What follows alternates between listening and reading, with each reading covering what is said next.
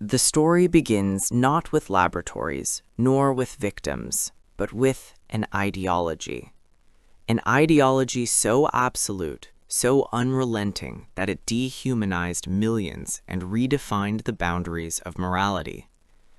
The Nazis did not stumble into cruelty. They meticulously engineered it, rationalized it, and disguised it as progress. From the very first days of Hitler's rise, the regime sought to classify humanity, not by individuality, not by morality, but by perceived genetic value. They spoke of purity, superiority, and the right to eliminate those deemed unfit. And in this ideology, science became a weapon. Science was no longer a pursuit of knowledge. It was a tool to control, manipulate, and ultimately destroy. The groundwork for human experimentation was laid quietly at first.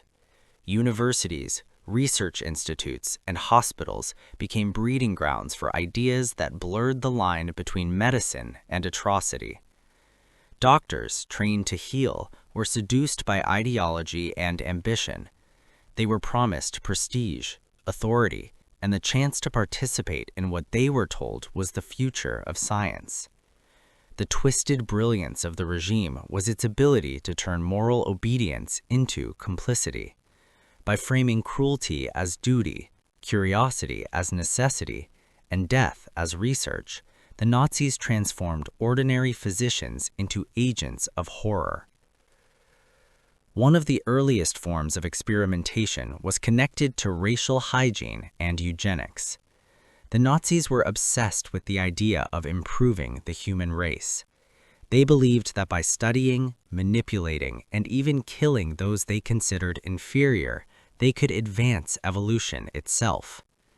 Mentally ill patients, disabled children, and prisoners in asylums became their first subjects. Doctors measured, dissected, and cataloged, sometimes under the guise of treatment. Families were often told that their loved ones had died naturally, but in reality, they had been chosen for experiments that served a cruel, pseudoscientific purpose. By the late 1930s, as Hitler's regime expanded, the scale of experimentation grew. Concentration camps, initially intended for political prisoners, became laboratories. Camps like Dachau, Auschwitz, and Sachsenhausen were transformed into sites where science and terror coexisted.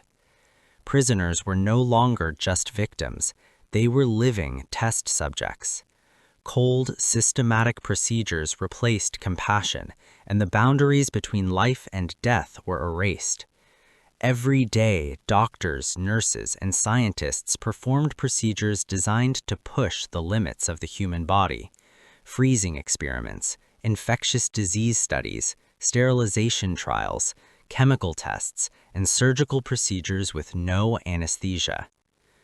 The chilling thing about these experiments was not just the cruelty, but the calculation behind them. Each test was meticulously designed, recorded, and analyzed, often with the assumption that the lives being destroyed were irrelevant. Doctors kept charts, logged temperatures, recorded reactions, and tracked death rates as if the suffering they witnessed was merely data. In some cases, the experiments were designed for military purposes, testing how long a human could survive freezing in the snow, or how much blood loss a soldier could endure. But many were driven by ideological obsession rather than practical application. One of the most insidious aspects of Nazi experimentation was its secrecy. Many of these studies were hidden from the public, conducted in isolated camps, bunkers, and laboratories. Victims were transported under the guise of relocation or medical treatment. Families never knew what had happened. Reports were falsified. Experiments were documented in meticulous German handwriting and then destroyed when the Allies advanced. Entire projects were buried in secrecy, erased from official records, leaving only fragments of horror behind. Even within the Nazi hierarchy, some of these experiments were recognized as morally or scientifically dubious. Yet the pressure to comply with ideology was stronger than any ethical concern. Obedience was rewarded, questioning was punished. Doctors became agents of both knowledge and terror, capable of performing unimaginable acts in the name of progress, of duty, and of a future defined by a twisted ideology. It is also important to recognize the psychology behind participation. Many doctors and scientists were not psychopaths in the conventional sense. They were ordinary people, indoctrinated by propaganda, ambition, and fear. They rationalized their actions, compartmentalized guilt, and silenced conscience. The experiments themselves became a form of warped prestige, a way to advance careers, gain recognition, or align with the power of the state. Human suffering became secondary to ambition, curiosity, and ideological loyalty. By the early 1940s, human experimentation had become an industry of terror. The scale and variety were staggering. Prisoners were subjected to freezing tests to simulate winter conditions on the Eastern Front. Others were injected with infectious diseases such as typhus, malaria, and tuberculosis, often deliberately infected without consent. Twins were tortured to study heredity. Sterilization experiments sought ways to control populations, and chemical tests sought to perfect poisons for military use. Surgical procedures were performed without anesthesia to study anatomy, infection, and shock. Every procedure left a trail of pain, injury, and death. And yet the world knew nothing. Much of the experimentation was classified, erased, or dismissed in the chaos of war. Even after liberation, the full scope was hidden in piles of papers, destroyed laboratories, and silent witnesses. Survivors carried memories too terrible to speak. Some scientists fled, took positions in post-war institutions, and concealed their crimes behind authority and obfuscation. The horrors that had been committed were in many ways erased from public consciousness, leaving only fragments of history, whispers of atrocity, and the occasional horrifying testimony that survived. The origins of Nazi human experimentation are thus inseparable from ideology, ambition, and obedience. It was a deliberate, systematic erosion of morality under the guise of science. It was cruelty disguised as research, and it was an early warning of how ordinary humans, when aligned with an all-encompassing ideology, can perpetrate atrocities that shock the conscience even generations later. By understanding how these experiments began, we are forced to confront a terrifying truth. The capacity for human cruelty is not always obvious. It can be bureaucratic, scientific, and frighteningly methodical. It can be dressed in white coats, justified by ideology, and framed as progress. And when it is combined with absolute power, the result is something almost impossible to comprehend.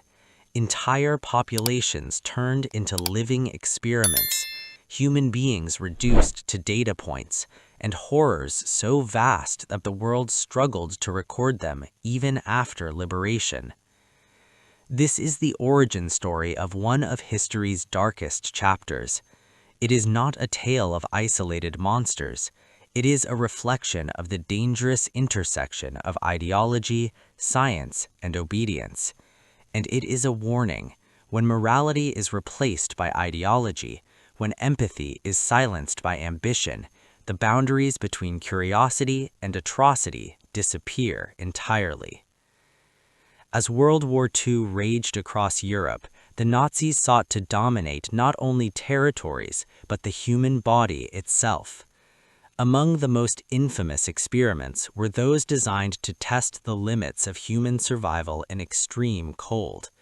They were called freezing experiments, but the term is misleading. It suggests a scientific inquiry rather than what it truly was: torture. In Dachau, one of the first camps to conduct these tests, Prisoners were stripped of dignity, humanity, and warmth. Naked men, women, and even teenagers were plunged into icy water tanks. Some were left outdoors in freezing winter conditions, their bodies exposed to sub-zero temperatures for hours at a time. Their skin turned blue, lips cracked, teeth chattered uncontrollably, and consciousness waned. The goal, the Nazis claimed, was practical science, to understand how German soldiers could survive the harsh Russian winters. But this science was devoid of ethics. Prisoners were treated as nothing more than data points. Researchers measured body temperature with precision instruments, documented how long a human could survive, and recorded the symptoms of hypothermia in minute detail. They watched the stages of life fading from their subjects: confusion, slurred speech, hallucinations, organ failure, as if each moment of agony were a line of code in an experiment. And when death came, it was logged clinically, almost proudly, in notebooks that would later serve as evidence of crimes too monstrous to comprehend.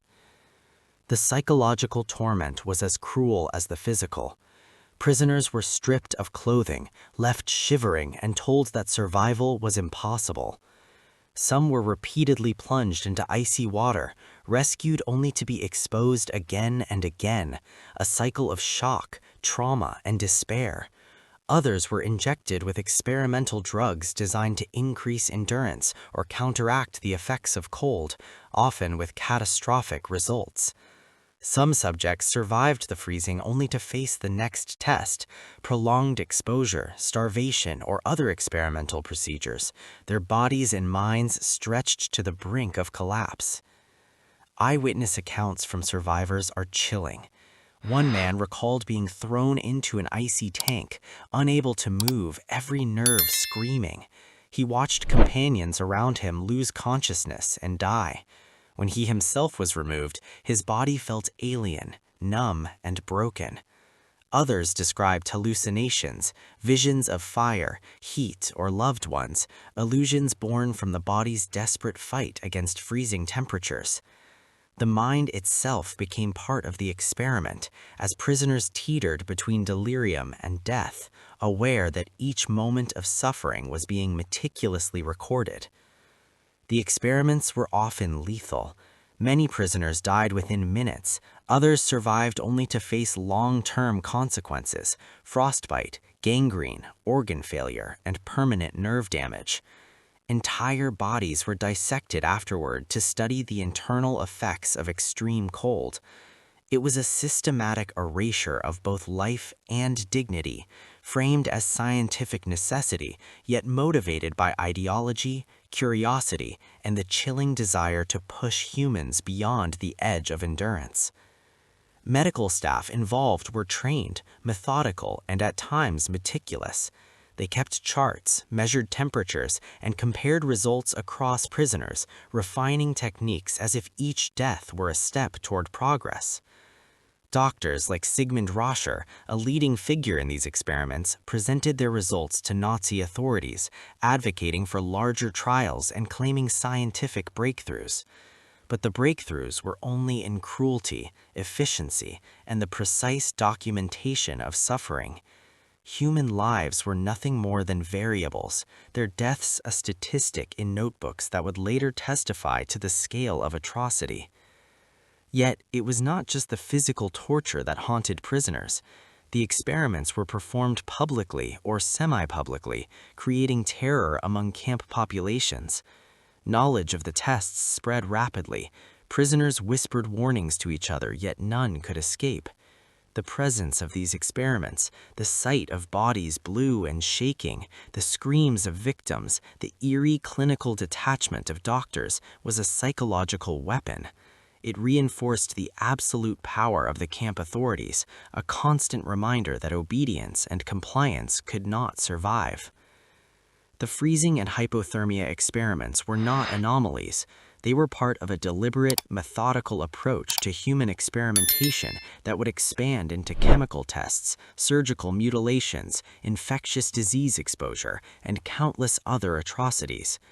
They revealed the terrifying efficiency of cruelty under the guise of science and ideology, the willingness of humans to rationalize inhumanity, the perversion of expertise, and the dehumanization of those deemed as less than. And as we revisit these horrors, it becomes impossible not to feel the weight of the victim's suffering. Not numbers, not data points, not mere history, but individuals shivering, screaming, dying, and the cold, indifferent eyes of those who watched, recorded, and claimed it was science.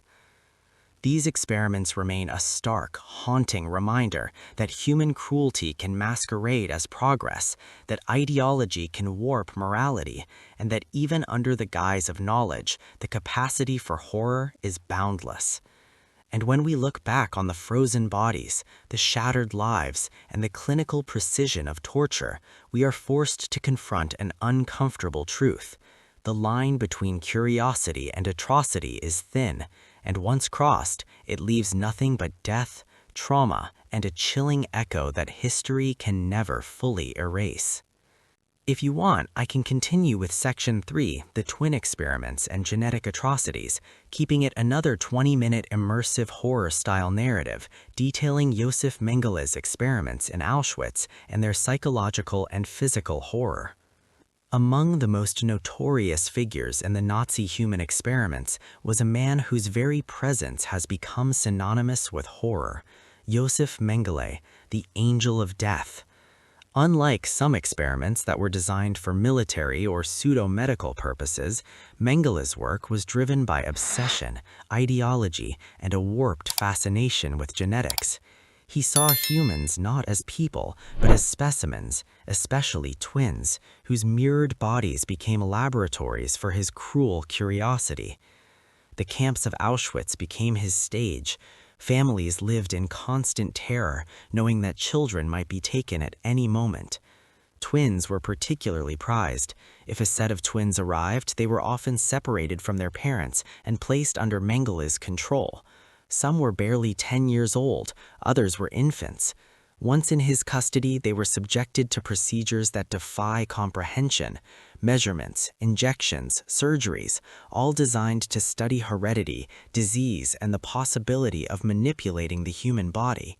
Mengele's fascination with twins was meticulous and obsessive. He measured every part of their bodies, from head to toe, recording minute differences in bone structure, eye color, and facial features. He photographed them extensively, cataloging each child as if they were museum specimens. But these observations were not benign. He performed injections of unknown chemicals, blood transfusions between twins, and experimental surgeries without anesthesia. The twins screamed, they cried, they begged for mercy, and in his eyes, it was all necessary for science. The experiments were horrifyingly varied. Some twins were deliberately infected with diseases such as typhus or tuberculosis to observe progression and survival. Others were injected with poisons, sometimes fatally, to examine the body's response. Limb amputations, organ removal, and surgical mutilations were carried out with cold precision.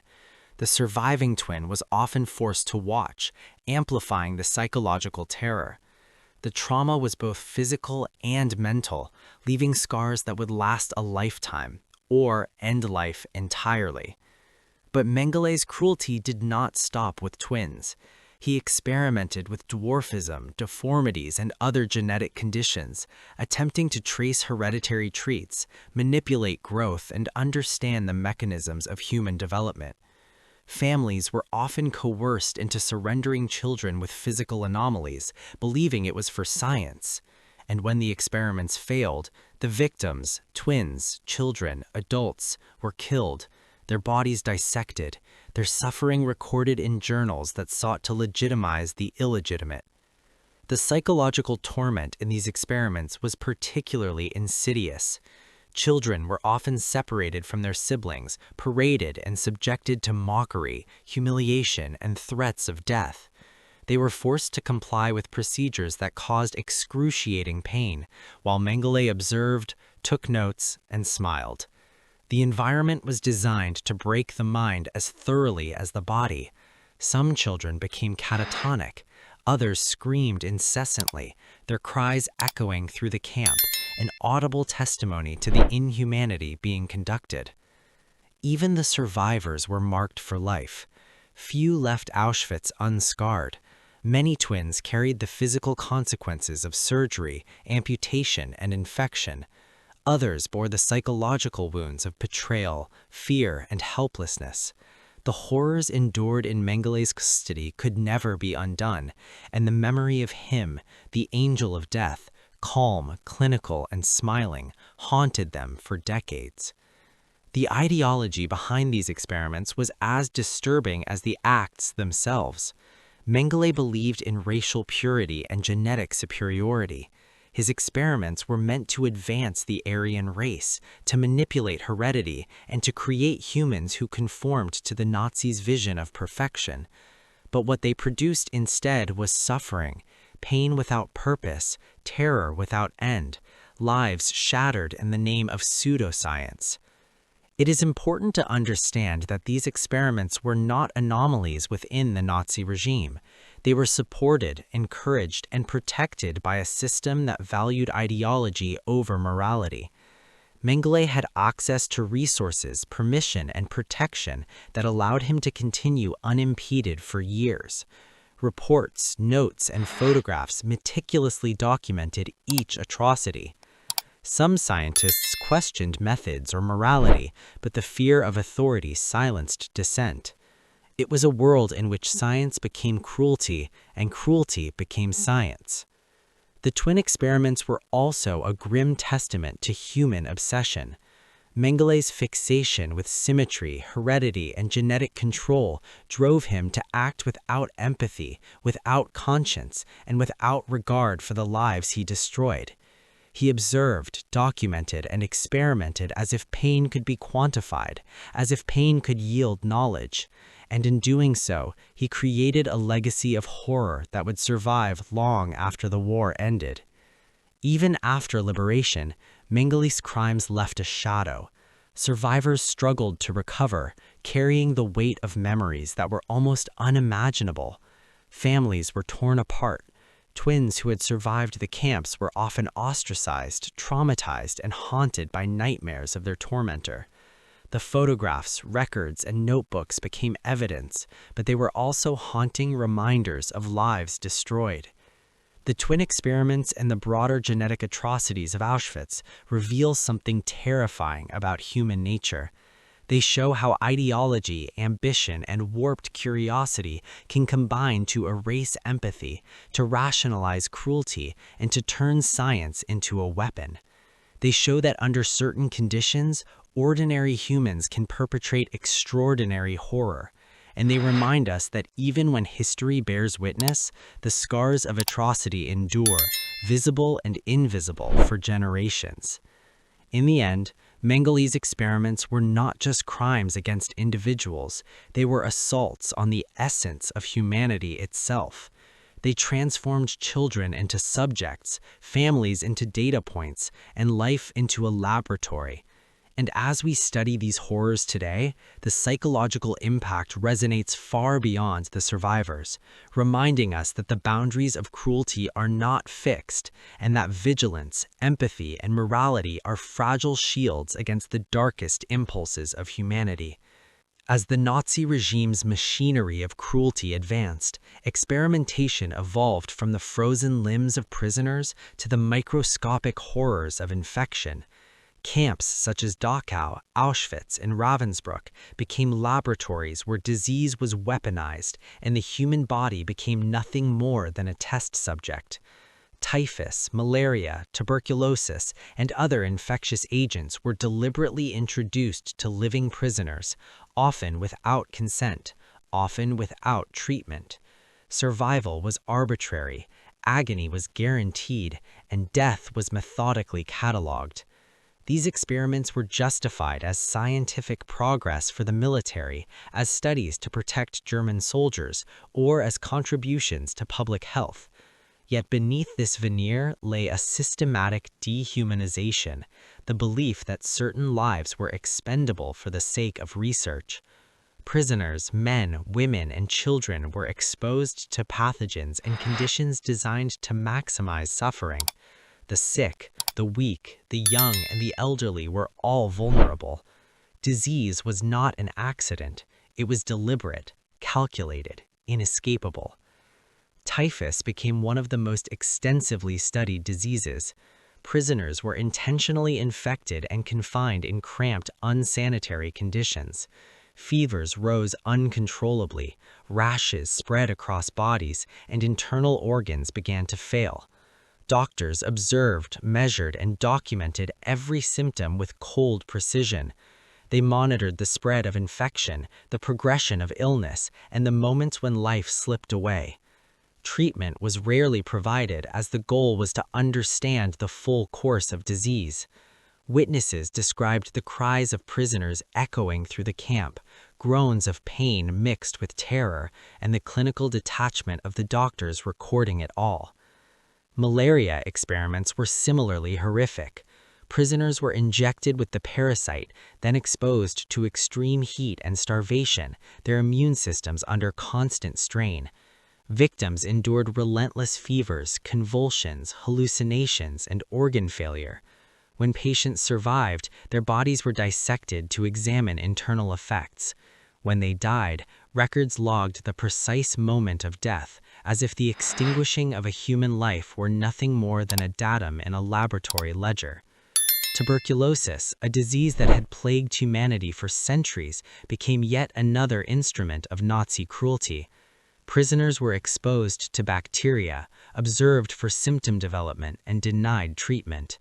The progression was agonizingly slow, providing doctors with weeks or months of suffering to study. Many prisoners were deliberately weakened before infection, ensuring that resistance was minimal and that the disease's effects could be amplified and meticulously recorded. Chemical warfare experiments were equally monstrous. Prisoners were exposed to mustard gas, phosgene, and other toxic agents, often in chambers designed to replicate battlefield conditions. Skin burned, lungs collapsed, and eyes blistered. Doctors observed the spread of chemical burns, the breakdown of tissue, and the suffocation of victims. Treatments, when provided, were crude, experimental, and often fatal. Every procedure, every exposure was logged in notebooks, creating a clinical record of suffering beyond imagination. Some of the most horrifying experiments combined disease and chemical exposure. Prisoners were intentionally weakened by infection, then exposed to poisons or extreme environmental stressors. Their bodies failed in stages, organs shutting down, muscles trembling, consciousness fading. The Nazi doctors documented it all, pursuing knowledge while ignoring humanity. Each experiment was framed as a contribution to science, yet it was fundamentally an exercise in terror. The psychological impact on prisoners cannot be understated. Many witnessed friends and family subjected to infection, torture, and chemical exposure. The scale of these experiments was staggering. Thousands of prisoners were subjected to infection and chemical exposure, often simultaneously. Mortality rates were high, yet the experiments continued. Nazi doctors presented their findings at conferences, published papers in scientific journals, and maintained meticulous records, documents that sought to legitimize inhumanity under the guise of research. Even the reasoning behind the experiments exposes the depth of moral corruption. The Nazis claimed military necessity, public health advancement, or scientific curiosity as justification. But the true motivation was ideological and systematic, to prove dominance over the human body, to assert control over life and death, and to transform suffering into knowledge. Ordinary humans, doctors, nurses, assistants, became instruments of terror, their moral compass silenced by obedience, ambition, and indoctrination. The legacy of chemical and infectious disease experiments is not merely historical. It is a chilling reminder of the human capacity for cruelty when science is divorced from ethics. Survivors carried physical and psychological scars for life. Families were destroyed, communities were traumatized. The meticulous records, many of which survived the war, testify not just to the suffering endured, but to the clinical efficiency with which human lives were devalued and destroyed. These experiments highlight a fundamental danger. When ideology and scientific ambition override empathy and morality, ordinary humans can commit extraordinary horrors. Disease and poison were tools, laboratories became theaters of suffering, and victims were reduced to variables in equations of pain. Looking back, the chemical and infectious disease experiments force us to confront the terrifying question: how far can cruelty extend when rationalized as science? How easily can ideology corrupt morality? And how vulnerable are humans when placed in the hands of those who view life not as sacred, but as expendable? In the icy tanks of Dachau, the malaria wards of Auschwitz, and the chemical chambers designed for torture, the human body became a canvas for horror. Each experiment, meticulously documented, is a reminder that science without conscience is a weapon. And every survivor carries the haunting imprint of what happens when cruelty is systematized, normalized, and glorified under the guise of progress. The chemical and infectious disease experiments were not isolated acts of cruelty. They were part of a systematic, calculated approach to dehumanization. They exemplify the dangerous intersection of ideology, ambition, and medical authority. And they serve as a warning. When ethics are abandoned, humanity itself becomes the experiment, and horror becomes the product. Among the most insidious of Nazi human experiments were those that targeted the very essence of life. Sterilization and reproductive experiments were not only cruel, they were calculated assaults on humanity itself. They sought to erase generations, control populations, and manipulate the human body in ways that violated every boundary of morality. And once again, the victims were powerless, reduced to instruments of ideology and obsession. The Nazi obsession with racial purity fueled these experiments. Certain groups, Jews, Roma, the disabled, and other undesirable populations, were deemed unworthy of reproducing. It was not enough to oppress these communities. The regime wanted to prevent them from existing in the future. Sterilization, therefore, became a tool of genocide disguised as science. Prisoners were subjected to procedures meant to render them infertile. Some were castrated. Others underwent forced injections that destroyed reproductive organs. For women, these procedures were often excruciating and irreversible, performed without anesthesia or consent. Doctors justified these experiments as medical progress, yet the reality was pure cruelty. Victims were stripped of dignity. Women were tied down while surgical instruments pierced, cut, and burned. Men were subjected to vasectomies, often in gruesome, unhygienic conditions. In some cases, the procedures were repeated, each time amplifying pain, trauma, and the certainty that their bodies were no longer their own. Families watched in horror, powerless to intervene, while the regime systematically dismantled their futures. Reproductive experiments extended beyond sterilization. Doctors sought to understand heredity, inheritance, and the limits of human fertility. Twins were used for studies on genetic similarities. Pregnant women were targeted to observe the effects of disease, chemical exposure, or malnutrition on fetal development. Infants were often left to die in order to study maternal physiology. Sometimes the experiments were combined with infections, poisons, or extreme environmental conditions, creating a nightmarish chain of suffering that affected both mother and child. The psychological impact was staggering. Victims of sterilization were not only physically mutilated, they were emotionally shattered. Women who survived these procedures often felt violated, dehumanized, and stripped of identity. Men were emasculated in ways that haunted them for life. Families lost hope. The trauma was generational. Children grew up with parents who had been irreversibly harmed, and entire communities carried the weight of an ideology that sought to erase them biologically. Some experiments were designed with perverse precision. Doctors attempted to sterilize large numbers of prisoners using X-rays, hormones, or surgical interventions. They experimented with doses of radiation on reproductive organs, recording the physical and psychological consequences. They measured tissue damage, tracked failures, and analyzed results, often in clinical reports devoid of empathy. Human beings were reduced to specimens, their suffering meticulously cataloged in notebooks meant to demonstrate scientific rigor, yet documenting atrocities that defy belief. The camps themselves became instruments of this cruel research. Auschwitz, Ravensbrück, and other concentration camps were systematically used to test methods of mass sterilization. Prisoners were selected based on perceived racial inferiority or genetic undesirability. Pregnant women were deliberately infected with diseases, exposed to toxins, or subjected to malnutrition to study the effects on fertility. Survivors recalled medical personnel laughing, observing, and documenting, as if the suffering before them were nothing more than data points. In some cases, victims were killed outright to analyze reproductive systems. Autopsies were performed on those who had undergone sterilization or reproductive experimentation, often dissected in gruesome detail to record the impact of injections, surgical mutilations, or infections. Each body, each organ was an object of study, a testament to the regime's systematic dehumanization.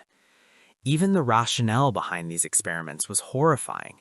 Nazi doctors claimed medical necessity, population control, and genetic research as justification, but the underlying motive was ideological supremacy, the belief that certain lives should be eradicated biologically and that science could provide the means.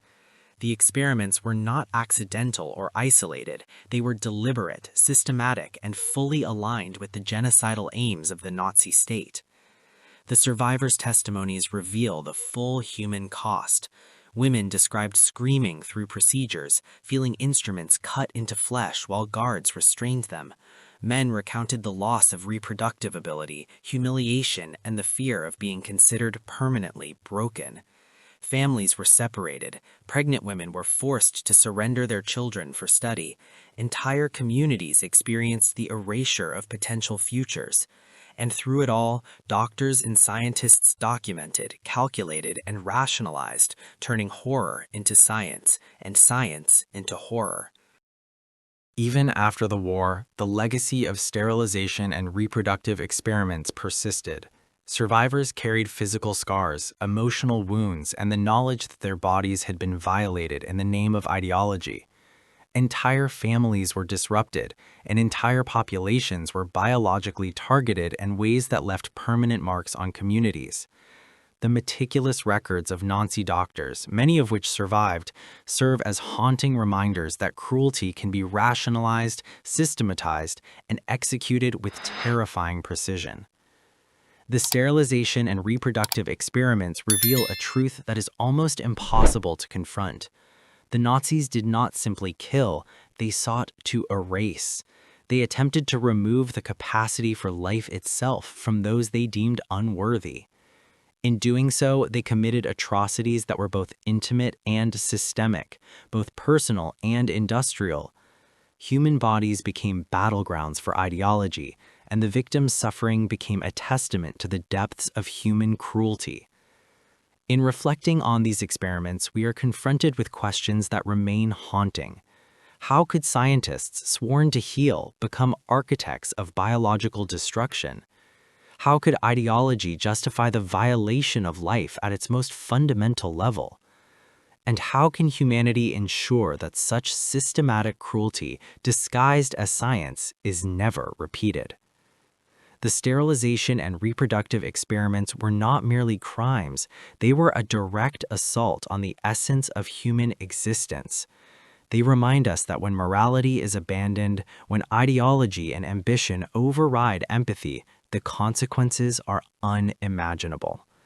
And in the silence of the camps, in the memories of survivors, and in the meticulously recorded horror, we see the full scale of a calculated, deliberate effort to destroy life itself. The immediate horror of Nazi human experimentation is almost unimaginable. The physical pain, mutilation, and death inflicted upon prisoners in camps like Auschwitz, Dachau, and Ravensbrück is documented in chilling detail.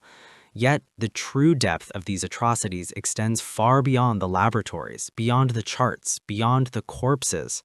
The human mind, the fabric of society, and the very concept of humanity itself were altered in ways that continue to resonate decades later. Survivors carried more than scars. They carried trauma that penetrated every aspect of existence. For many, the experiments left psychological wounds deeper than the physical ones. Nightmares, flashbacks, anxiety, and panic became daily companions. The memory of freezing tanks, chemical burns, forced sterilizations, and surgical mutilations invaded sleep. Survivors often described feeling as though the scientists were still present, watching, measuring, waiting. Their bodies had been violated, yes, but their minds had been terrorized. The trauma was inescapable. It lingered long after liberation, long after they had physically escaped the camps. Families were fractured irreparably. Children who survived were often orphaned, separated from parents, or forced to witness atrocities inflicted on siblings. Parents who survived carried grief, guilt, and helplessness for a lifetime. Even for those who rebuilt lives, the psychological shadows of the camps persisted. Anxiety, depression, and post-traumatic stress were common, often passed down across generations. Descendants of survivors were haunted by fragmented stories, sudden silences, and the unspoken terror of what had occurred. The societal impact of Nazi experimentation was equally profound. Communities were decimated, populations destabilized, and social trust shattered. Medical institutions, once perceived as sanctuaries of healing, became sites of horror. The betrayal of science eroded confidence in healthcare, ethics, and authority. Survivors returned to a world that often could not comprehend the full scope of their suffering. Many were met with disbelief, minimization, or silence. The world had learned of Auschwitz, of Dachau, of Ravensbrück, but the intimate horrors of experimentation were difficult to convey, almost unspeakable, and yet impossible to forget. Medical ethics as a field would be profoundly reshaped by these atrocities.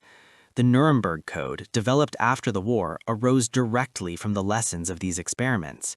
Principles such as informed consent, voluntary participation, and the prioritization of human welfare were codified precisely because the Nazis had obliterated them. The experiments exposed the terrifying reality that science, when divorced from morality, could perpetrate unimaginable horror. And these lessons continue to inform medicine, research, and ethics to this day, a permanent testament to the cost of turning knowledge into cruelty. Yet, even with these codified lessons, the emotional scars remain. Survivors often describe a sense of unreality, of existing in a world that cannot fully grasp what they endured. They speak of guilt, survivor's guilt, guilt for living when others perished, guilt for having been subjected to atrocities while powerless to resist. They wrestle with anger, grief, and a profound sense of injustice. For many, memory itself becomes a double-edged sword, a necessary preservation of truth and a relentless reminder of trauma.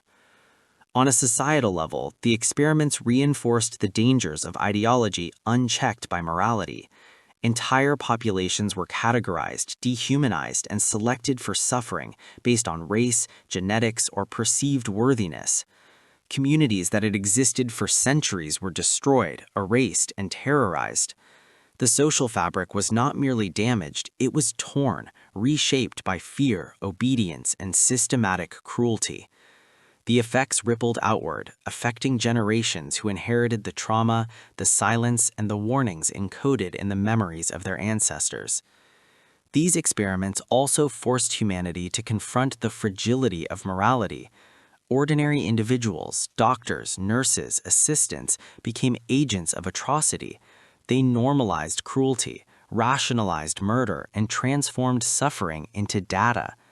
The psychological mechanisms that allowed such compliance remain a subject of study: fear, ambition, indoctrination, and the silencing of conscience.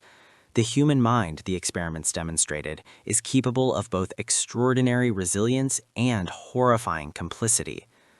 Survivors often recount that even small acts of empathy became acts of resistance. A doctor who hesitated, a guard who offered water, a fellow prisoner who whispered comfort, all were monumental in the face of orchestrated dehumanization. These small moments highlight the enduring capacity for humanity, even in the darkest conditions. Yet they also underscore how rare and fragile morality can be when society, ideology, and institutions prioritize obedience over ethics. The ripple effects extend to society at large. Public awareness, historical documentation, and legal accountability emerged slowly. The full scale of experimentation was not widely known immediately after the war. Many perpetrators escaped justice. Some experiments were concealed or destroyed, leaving only fragmented evidence. The silence surrounding these atrocities allowed misinformation, denial, and minimization to persist, compounding trauma for survivors and delaying global understanding of the ethical violations committed. In reflecting on the long-term impact, we recognize that these experiments were not isolated events. They were a manifestation of systemic cruelty that targeted both body and mind, both individual and community. They left behind survivors who had to rebuild shattered lives, societies that had to grapple with moral collapse, and the world at large with lessons in ethics, vigilance, and the dangers and ideology unchecked by conscience. The psychological impact is perhaps most haunting. Survivors described recurring nightmares, anxiety triggered by sensory cues, and mistrust of authority figures. Many never fully recovered from the terror of being reduced to a subject, a number, a body to be dissected and studied. The memories of screaming, freezing, infection, mutilation, and sterilization remain vivid. These were not ephemeral horrors. They became lifelong companions, shaping identities, relationships, and worldviews. Generational trauma also emerged. Children and grandchildren of survivors inherited stories, behaviors, and emotional legacies shaped by atrocity. Families bore the weight of unanswered questions, fragmented histories, and silent grief. Societies had to reckon with the ethical failures of institutions that allowed science to become a weapon. The consequences were not merely historical, they were lived, ongoing, and profound. Even today, the impact is evident in medical ethics, psychology, and human rights. The Nazi experiments remain a cautionary tale, a demonstration of how ideology, when combined with unchecked scientific authority, can destroy individuals, families, and societies. They remind us that ethical vigilance is not optional, that compassion must temper curiosity, and that obedience without conscience can lead to incomprehensible cruelty. The horror of Nazi human experimentation did not end with liberation. It echoes through history, through survivors' testimonies, through ethical codes, and through our collective consciousness. The psychological scars, societal disruptions, and moral lessons continued to shape the world. And the haunting truth remains: when humanity's capacity for cruelty is unleashed, its effects are not confined to one moment, one place, or one generation. They reverberate across time, leaving an indelible mark on memory, identity, and morality itself. The horrors of Nazi human experimentation were vast, systematic, and meticulously documented, but much of that evidence nearly disappeared. As Allied forces advanced across Europe in the final months of World War II, the architects of these atrocities realized that the truth of their experiments could destroy them. They moved quickly, burning files, dismantling laboratories, and hiding evidence, attempting to erase the record of their crimes from history. In concentration camps across Germany and Poland, documents detailing experiments were incinerated. Meticulous charts, temperature readings, surgical notes, and photographs were fed to flames. Researchers destroyed their own work, aware that the meticulous evidence of suffering could be used to prosecute them as war criminals. In some cases, laboratories were emptied and equipment destroyed. In others, entire cellars filled with chemical agents, blood samples, and organs were sealed off and abandoned. These were not acts of desperation. They were calculated attempts to hide the magnitude of atrocities that had been committed. Some Nazi doctors fled before capture, carrying notebooks, charts, and experimental results with them. Josef Mengele escaped to South America, eluding justice for decades, taking with him knowledge of the twin experiments and genetic atrocities he had committed. Others found refuge in post-war Germany or Allied nations, integrating into scientific and medical communities while concealing their pasts. In some instances, Allied governments even recruited former Nazi scientists for military and chemical research, overlooking their crimes in exchange for technical expertise. The very individuals responsible for human suffering were allowed to continue their work, quietly, while the victims' voices struggled to be heard. The cover-ups extended beyond documents and personnel. Physical evidence was intentionally hidden. In many camps, bodies of victims were buried in unmarked graves or cremated without ceremony. Laboratories were sealed or destroyed. Corpses that could serve as proof of experimentation were hidden or incinerated, and the remains of the tortured often disappeared entirely. The Nazis understood that physical evidence was powerful. It could speak where witnesses could not. By destroying it, they attempted to rewrite history itself. Even after liberation, uncovering the truth was an uphill battle. Survivors faced disbelief. Some governments and organizations were reluctant to believe the full scope of what had occurred. Testimonies were fragmented, incomplete, and traumatized. Many witnesses were too young, too ill, or too psychologically damaged to recount events fully. The systematic destruction of evidence meant that historians and prosecutors were left to piece together atrocities from incomplete scraps, charred notebooks, fragmentary photographs, oral testimonies, and occasional surviving lab equipment. The consequences of this cover-up were profound. Nazi doctors and scientists sought not only to erase the evidence of their crimes, but to erase memory itself. They hoped that the world would forget, that their victims' suffering would vanish into silence, and that history could be rewritten to exclude their darkest deeds. But memory has a way of resisting erasure. Survivors carried stories, whispers persisted in liberated camps, and fragments of documents survived hidden in attics, basements, and archives. Slowly, the truth emerged, though ever incomplete, ever haunting. One of the most chilling aspects of the cover-ups was the deliberate effort to normalize or sanitize the experiments in post-war narratives. Some scientists argued that the work had been valuable, attempting to justify torture as research. Others denied involvement entirely. Governments and institutions that employed these individuals after the war sometimes downplayed their pasts, contributing to an unsettling ambiguity. The crimes had been committed in secret, and the attempts to conceal them continued long after liberation, making justice both partial and elusive. Even today, the echoes of these cover-ups reverberate. Historians continue to uncover new documents, journals, and photographs that survived hidden in obscure archives. Survivors' accounts continue to reveal details that were once thought lost. Each discovery illuminates another facet of the cruelty that had been hidden, a testament to the persistence of memory against deliberate erasure.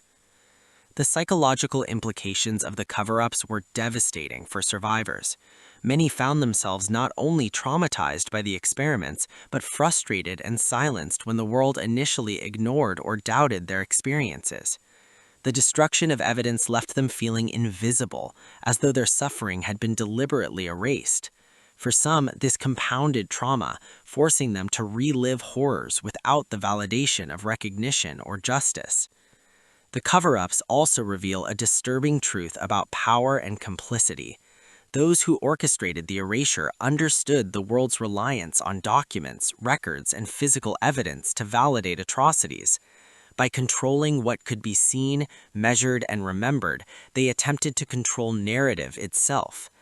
The experiments were monstrous, but the cover-ups were calculated extensions of that monstrosity, ensuring that memory itself became contested terrain. Yet, despite these efforts, history proved resilient. Survivors' voices, fragmentary documents, and the memories of survivors persisted. The truth emerged, slowly, painfully, but undeniably. The horror of the experiments and the cover-ups serve as a reminder that memory, justice, and history are fragile but resilient, that the victims' voices, though attempted to be silenced, can still echo across time, haunting those who listen, reminding the world never to forget. When the Allied forces finally liberated Europe, they were confronted with a scale of human horror that defied comprehension. Concentration camps were emptied, but what remained, frozen bodies, charred documents, makeshift laboratories, and the faint, lingering stench of death, was only a fragment of the atrocities that had been perpetrated. Yet for the survivors, for humanity itself, the work was just beginning. The pursuit of justice was not merely a legal endeavor, it was an attempt to reconstruct morality from the ruins of systematic cruelty. The immediate challenge was overwhelming. Entire networks of Nazi scientists, doctors, and administrators were scattered, hidden, or fleeing. Many had destroyed their records, while others sought refuge in countries that would turn a blind eye in exchange for technical expertise. Josef Mengele, the Angel of Death, disappeared into South America, eluding justice for decades, taking with him knowledge of the twin experiments and genetic atrocities he had committed. Others found refuge in post-war Germany or Allied nations, integrating into scientific and medical communities while concealing their pasts. In some instances, Allied governments even recruited former Nazi scientists for military and chemical research, overlooking their crimes in exchange for technical expertise. The very individuals responsible for human suffering were allowed to continue their work, quietly, while the victims' voices struggled to be heard. Investigators combed through liberated camps, piecing together fragments of evidence. Survivors were interviewed, some recounting horrors so unimaginable that even seasoned prosecutors struggled to comprehend the scale. Documents that survived the Nazis' systematic destruction became critical: laboratory notes, charts, photographs, and personal diaries. Each page was a testament to cruelty, but also a potential thread leading to justice. Forensic teams exhumed mass graves and dissected remnants of experiments, reconstructing the mechanics of torture and murder. It was painstaking work, demanding both precision and an extraordinary resilience to confront relentless human suffering. The Nuremberg Trials, convened in 1945 and 1946, became the most visible effort to bring perpetrators to account. Doctors, administrators, and camp officials were charged with crimes against humanity, war crimes, and the moral perversion of medical science. Survivors testified, recounting freezing experiments, infectious disease trials, twin experiments, sterilizations, and countless other atrocities. Their voices, trembling yet resolute, painted a picture of calculated cruelty, of science perverted into torture, and of ideology transformed into systematic annihilation. The courtroom itself was a theater of horror. Evidence was presented in harrowing detail: photographs of blue, frozen bodies, charts recording the progression of disease in human subjects, testimonials of twins mutilated for the sake of genetics, accounts of chemical burns and sterilizations inflicted on unwilling victims. Prosecutors meticulously connected perpetrators to each act, demonstrating the orchestration behind the experiments and the bureaucratic complicity that allowed them to persist. Yet, justice was complicated. Some perpetrators had died, some had fled, and some were shielded by the very institutions that enabled them. The pursuit of accountability extended beyond Europe. In the 1950s and 1960s, Nazi doctors and scientists who had escaped to South America were hunted by war crime investigators. Mengele eluded capture until his death in 1979, a chilling reminder that many responsible for atrocities escaped the consequences of their actions. Others, however, were eventually brought to trial, facing long-delayed justice for crimes committed decades earlier. The psychological weight on investigators, prosecutors, and even jurors was immense. To meticulously study the methods of torture, the clinical records, the charts of suffering, was to confront human depravity on an industrial scale. Many found the experience harrowing. Some, haunted by the details, could scarcely sleep. Every photograph, every testimonial, every fragment of a destroyed notebook demanded attention and acknowledgement, forcing those seeking justice to bear witness to horror on a scale almost impossible to comprehend. The trials were not only about punishing the guilty, they were about documenting atrocities to prevent denial. Survivors' accounts and meticulously preserved evidence countered the efforts of those who had sought to erase history. They made public the systematic cruelty, ensuring that the world could no longer ignore what had been done in the name of ideology and science. But even with these revelations, the shadow of what was lost, the destroyed records, the missing victims, the unrecorded experiments, remained a haunting reminder that justice could never fully restore what had been taken. Post-war investigations also revealed the complicity of institutions. Hospitals, universities, and even governments had enabled or utilized the knowledge gained through atrocities. Some Nazi scientists were quietly absorbed into research projects, particularly in the United States and the Soviet Union, under programs that prioritized technological and military advantage over moral accountability. The revelation of such complicity added layers of moral ambiguity, showing that the pursuit of justice was not only about individual perpetrators, but about the ethical failures of entire societies. For survivors, the post-war period was both a relief and a torment. Relief that the camps were liberated and that some measure of accountability existed. Torment because their trauma persisted and because many of the perpetrators remained free or unpunished. The rebuilding of life was made heavier by the shadow of unanswered questions, missing family members, and the awareness that the full scope of atrocities might never be known. The pursuit of justice also extended to science. Medical ethics, law, and human rights were profoundly reshaped. The Nuremberg Code codified principles like voluntary consent, informed participation, and the prioritization of human welfare, direct responses to crimes committed under the guise of research. These codes became lasting safeguards, ensuring that the horrors witnessed would serve as lessons for future generations, preventing repetition and memorializing the victims' suffering. Yet the lessons of the post-war investigations carry a haunting implication. Evil can hide, bureaucracy can mask atrocity, and science without ethics can perpetrate unimaginable horrors. Survivors' voices, combined with painstaking evidence collection, ensured that the crimes were recorded, but the psychological, emotional, and societal scars remain. They remind us that justice, while essential, is never complete when lives are destroyed, memories are fragmented, and history is manipulated.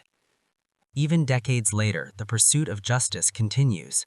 Historians uncover hidden documents, forensic scientists analyze remains, and legal systems revisit unresolved cases. The world continues to grapple with the extent of human cruelty revealed by these experiments. Each investigation, each new piece of evidence reinforces a chilling truth. The pursuit of justice is not merely a legal process, it is a confrontation with the depths of human depravity, a struggle to preserve memory against erasure, and a commitment to ensure that the suffering of victims is neither forgotten nor repeated. In the end, the post-war investigations were both a triumph and a testament to human resilience. They exposed crimes so vast they almost defied comprehension. They held perpetrators accountable, at least in part, and codified moral and ethical lessons for the future. But they also revealed the limits of justice, the fragility of memory, and the enduring weight of trauma. They remind us that evil, once unleashed, leaves traces that linger far beyond the immediate victims, echoes in societies, ethics, and collective consciousness that persist long after the perpetrators are gone. And as we study these investigations today, we are forced to confront a profound question. When humanity has been subjected to systematic cruelty on an industrial scale, can justice ever truly restore what was lost? Or is our responsibility instead to remember, to bear witness, and to ensure that such horrors are never allowed to occur again? The experiments conducted by Nazi scientists were designed to destroy, dehumanize, and terrorize. Yet in the decades that followed, their horrific legacy forced the world to confront profound questions about science, morality, and the human capacity for cruelty. The atrocities committed in hidden laboratories during the Holocaust left an indelible imprint on modern medicine, ethics, and the way humanity thinks about the intersection of knowledge and morality. The Nuremberg Code, born from the trials of Nazi doctors, became a cornerstone of medical ethics. Its principles, voluntary consent, informed participation, and the requirement to avoid unnecessary suffering, were direct responses to the horrors that had unfolded in Auschwitz, Dachau, and Ravensbrück. Yet, as foundational as the code became, it was not a cure for the trauma left behind. Survivors' lives remained scarred, and entire communities carried the weight of violations that had stripped individuals of dignity, agency, and autonomy. The legacy is both cautionary and haunting. Modern medicine, research, and bioethics are shaped by the knowledge that curiosity unchecked by conscience can become a weapon. Clinical trials, medical procedures, and ethical review boards exist in part because history has shown what happens when humanity is devalued in pursuit of knowledge. Yet the shadow of those experiments lingers. Each medical advancement, inspired in part by the need to prevent repetition of atrocities, is also a reminder of what once occurred, the suffering endured, the bodies violated, and the lives destroyed in the name of science. The psychological legacy is equally profound. Generations of survivors and their descendants have struggled with trauma, guilt, and fear. Families who endured sterilization, reproductive experimentation, and twin studies carried invisible scars that affected relationships, identity, and worldview. Many survivors became advocates for human rights, medicine, and ethical reform, driven by the memory of horror they had endured. Others struggled in silence, weighed down by memories that were too painful to articulate, too horrific to confront directly. In the scientific community, debates over the use of data derived from Nazi experiments remain morally complex. Some researchers argue that knowledge gained, however horrifically acquired, should be used if it can save lives. Others counter that to use the data is to legitimize atrocity, to risk condoning the inhuman methods that produced it. These debates highlight the persistent ethical tension between potential benefit and moral responsibility, a tension born directly from the legacy of Nazi experimentation. Modern medicine, law, and research ethics continue to evolve because of this history. Institutional review boards, informed consent procedures, and patient advocacy protocols exist as safeguards against the repetition of past atrocities. Yet the story of Nazi experiments remains a stark warning. Science without morality, curiosity without conscience, and authority unchecked by empathy can produce horrors that reverberate far beyond the immediate victim. The answer is not easy, but it is clear. By remembering, by educating, and by refusing ever to let humanity repeat the horrors of its own making. We have traveled through the darkness of human cruelty. We have seen laboratories that redefined suffering, examined bodies stripped of dignity, and confronted ideologies that turned curiosity into atrocity. We have heard the voices of survivors, trembled at the cold precision of charts and notes, and glimpsed the calculated inhumanity that permeated every experiment. Yet, as the horror fades into reflection, we are left with more than shock. We are left with questions, haunting, persistent, and unavoidable. How could ordinary people commit extraordinary cruelty? How could those sworn to heal instead become architects of suffering? How could ideology, ambition, and obedience strip humanity from men and women trained to observe, record, and care? These questions do not find simple answers because the truth is uncomfortable. The capacity for evil is not confined to monsters. It resides in every human mind, waiting for circumstance, justification, and suppression of conscience to awaken it. And yet, within the shadow of this darkness, we also glimpse resilience. Survivors carried not only scars but testimony. They carried memory when the Nazis sought to erase it. They bore witness when perpetrators attempted to hide, and they preserved stories that would otherwise have been lost to history. Every recollection, every document, every fragment of evidence that survived is an act of defiance, a refusal to let atrocity disappear into silence. The psychological scars run deep, but they are matched by lessons carved into the fabric of modern ethics, medicine, and law. Informed consent, voluntary participation, human dignity, these principles were forged from suffering. They are reminders that humanity is both fallible and accountable, that science must be tempered by conscience, and that knowledge without morality can become a weapon.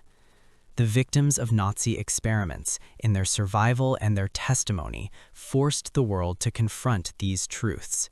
Their suffering became a guide, a warning, and a moral compass.